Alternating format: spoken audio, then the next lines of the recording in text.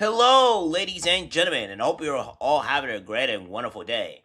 Well, we have some roaches, people in our sphere. We have some crazy animals that decide to have issues. Now, we all know that the Daily Wire is somewhat collapsing upon itself because everybody at that on in that network is completely insufferable. Mostly, the the CEO that was stepped down, and of course Ben Shapiro, which is making me very irritated, and some of the others that have horrible, blasting takes. But some of them are doing good, and I like some of them. But that doesn't mean that I think the company as a whole is just utter garbage.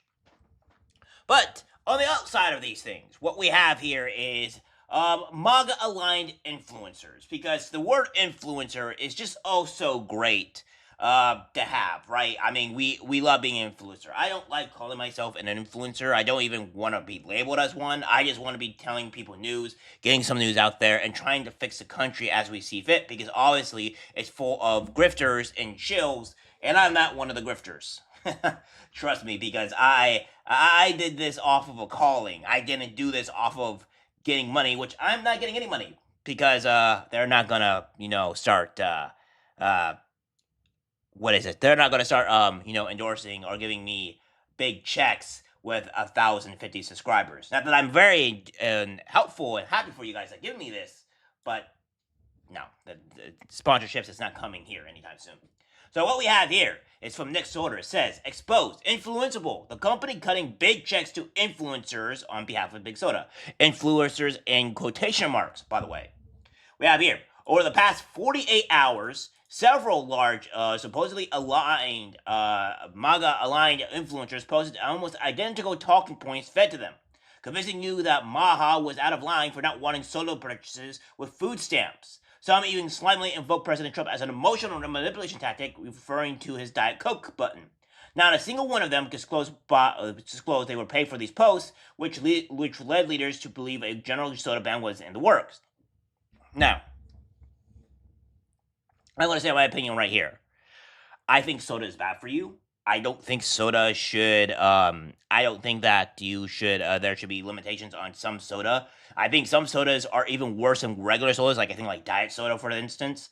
But there is no going to be an actual soda ban. All right, what it's doing here is strictly preventing people with EBT cards or whatever that cannot buy sugary or terrible foods. They have to go and buy things that are good for them, right? Like for instance, you have to go buy actual food because you are just gonna go buy crap and not go get anything that actually means anything. So of course we have this here from Clown World, which is I've actually know a lot of these people. I never liked Cheong. I don't know much about Jerome Powell, but they're really pushing it. It says the government wants to block solo purchases for Americans on Snap. Remember when New York City tried this and it completely backfired? President Trump proudly had a Diet Coke button in the Oval Office. This is ridiculous government overreach. Let people decide for themselves. We have Eric Daugherty saying, we cannot allow Make America Healthy Again messaging to be used to force needy Americans into not buying certain things. Some officials in D.C. are working on trying to prevent Americans on SNAP from using those benefits to purchase any soda. Remember when New York City Democrats tried to prevent people from buying and consuming soda? It backfired big time. President Trump literally has a Diet Coke button in his Oval Office. Let people decide for themselves. Anyone can consume soda and be perfectly fine in moderation, unless we are just going to ban every food with sugar in it for SNAP Americans. It depends on what food it is, right? I mean, you should be able to only have to buy like healthy foods, right? I mean, that's kind of what it is. It says again, we have not Jerome Powell says government overreach strikes again. This time is soda's turn. They want to restrict soda purchase through SNAP this time. This is an unwarranted attempt by the government to dictate what Americans can or cannot consume, which is an overextension of government power and a violation of personal choice. Now, notice how we're seeing something similar to this. This is sounding very similar to what the Democrats are saying, where like, oh, you guys are forcing what people can and cannot consume. Well, let's put it this way, all right? There are dyes or certain foods in this country that should not be consumed. That should not be edible. That should not be given to the American people because it's legitimately bad for you. That makes sense, right? Like It's like, oh, here's a pile of dog poo. You should be able to consume it, but we all know that like you shouldn't eat this because it's incredibly bad for you. Or like, oh, don't eat metal because that's bad for you. Like, this doesn't hold water here. Like, these are obviously extreme examples, right? But these are things that like there are foods that you should not eat because they're very toxic and terrible. Or like, for example, when we had the Girl Scout cookies, where they're labeled with a lot of horrible metals or dyes in them, and they have been proven to cause cancer and other horrible negative health defects. So that being said, why would we allow or want the American people to consume this food because it's bad for them? Like, we're supposed to watch out what people or companies are putting into foods and prevent these bad or unhealthy or dangerous foods from people to consume so that people don't die for them. Like, I don't like what is going on here, right? And then we have this here from Cheong saying a new war zone has begun targeting purchases made through Snap. I don't believe it's the government's role to decide what people should or shouldn't eat. Blah blah blah blah blah blah blah blah blah blah blah. It's all the same rhetoric, right? You're getting the gist. We have this here, again from Nick saying that these influencers were given a couple of templates to use by Influenceable, with one of those templates specifically telling them to mention Trump's Diet Coke habit. This was done to invoke an emotional response from loyal Trump supporters, making them feel as if banning soda from Snap would be anti-Trump. This is an incredibly dirty tactic and meant to manipulate loyal followers. Yes, and the thing is here, guys, is that we need, as men, I guess women too, but it's going to be harder for women because they're mostly emotional beings. But men, we need to stop catering to our emotions so often, right? It's not good for society when we cater to our emotions. Now, I'm not saying that we shouldn't have emotions because that's ridiculous. Men have emotions and we do feel things. Most of the times we are very stoic when we have these things, but we can't make very emotional reactions or what have you because it's just not good. I have done so as well. I am not perfect. And I am saying that even me, myself, I have to work on my emotional outbursts at times or what have you because it's not good. We need to work on this, and this is what they're trying to do. When we're having people trying to play on our emotional side, it doesn't come out in good outcomes. So again, soda bans and government overregulation. Objective: this campaign highlights the dangers of government overregulation with specific focus on current efforts to restrict soda purchases through good food aid programs. The narrative emphasizes how such a regulation is an overreach that unfairly targets consumer choice, especially considering the president himself is a Diet Coke enthusiast. Now, notice how what we're hearing here. They're saying key messaging is government overreach. And then we have personal choices and freedom, economic concerns, Trump's preference for Diet Coke, and Trump voters base. It says key sources of Trump with Diet Coke image, and what have you. So you have this here. And all these things, fairness says influenceable.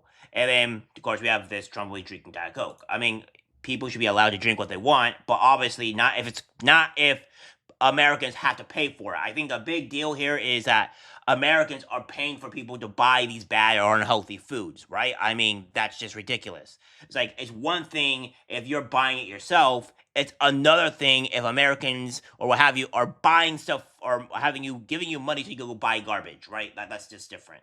I don't want to go pay people to go and eat unhealthy food or go to the hospital and not get the appropriate treatment or whatever. I'm paying for. It's like, this is stupid. I don't like paying people for health problems. It's like, your health problem is your own. You should have to pay for your own health problems, obviously. I mean, come on here.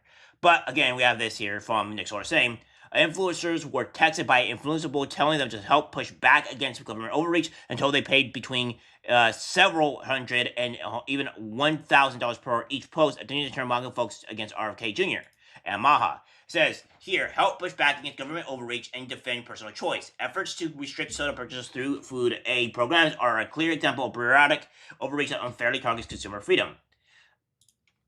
And then we have this here. The way the influencer operates is simple, but the developed comfy relationships with lobbying firms, Emery Bev and Chart Choice are potentially some examples, who are funded handsomely by massive corporations such as Coca-Cola and PepsiCo. They also develop relationships with influencers such as the ones listed above and pay them to push these lobbying groups' talking points. They're a middleman. That makes a hell of a lot, essentially selling out our country.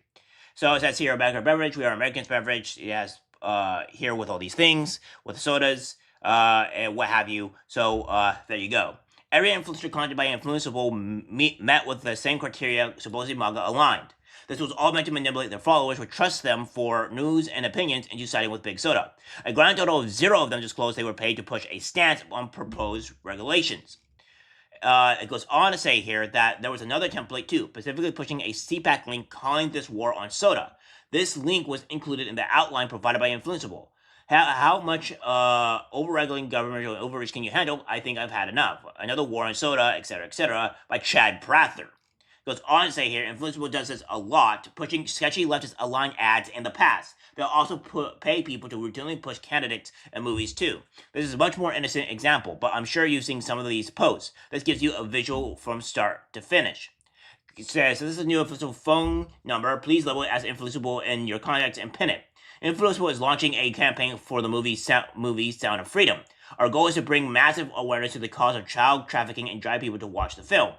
Campaign brief, 2 videos posted to IG, TikTok, and Twitter, part-time, etc. You see this, right? Now, granted, this is a gang from Chad Prather, doing this. But again, these are, I think Sound of Freedom did a lot of damage to the Hollywood because it showed that the way Hollywood acted. I endorse Sound of Freedom, but I don't like the way this is going on here, right? So I want to get paid to show for people you know nothing about. Influenceable has the perfect fit for you. And it shows here that what's all going on with this, the deliveries, etc. And my name is gambling recruitment, etc. Then what have you. So it says, luckily, some patrons such as Riley Gaines refused to sell out to Big Soda, turned down the offer and called the situation out. They offered me to pay me to post a big fat heck no. And then it says here, this is just the beginning. Prepare for part 2 of the story where we find out more about this shady PR firm known as Influenceable. Yeah, we have some people that have, such as a female, that has more pride and more what is that word? More dignity, I guess we use it, than Clown World and some of these other organizations, right? These other MAGA influencers, right? So yeah. It's like I'm not gonna be paid by some soda company, and even if I was, I would just decline it anyways because I don't drink very much soda, and I only drink it in some scenarios. Like I had soda yesterday, but that's about it. If I have anything else in the house, such as water, or whatever, I'm most likely going to drink that. So, yeah, this is just MAGA influencers, if we even want to call them that, because they're just shills and grifters. And yeah, Mouse Cheong is also another big problem too, because he's in like some other bloody country. He's not even in America, trying to push American, talking points, etc. So Mouse Cheong is just terrible, and nobody should be following him. I mean, he's been caught multiple times doing this type of stuff, and it's about time we remove these grifters from our society and actually put good people in place, because obviously, we need actual good change, not grifters looking to just catch a buck and switch out of the top of a hat. Alright guys, that's it for the video. Let's guys share. As always, take care, my friends.